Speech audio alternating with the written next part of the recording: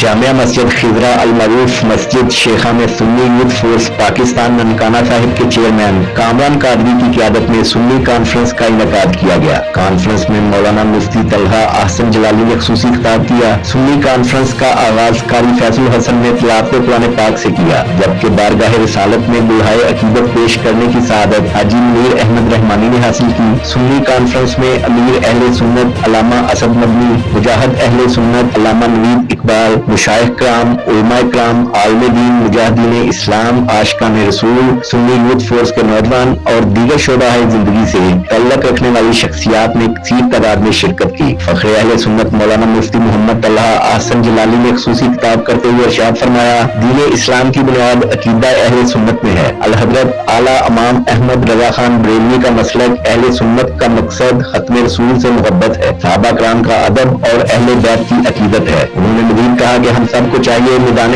अमल में आए और नबी करीम की सुन्नतों पर अमल करके सुन्नी होने का सबूत दें। कॉन्फ्रेंस के इख्तिताम पर उम्मत मुस्लिमा की खैर आफियत और मुल्क पाकिस्तान की तामीर तरक्की और खुशहाली के लिए खुसूसी दुआएं मांगी गई।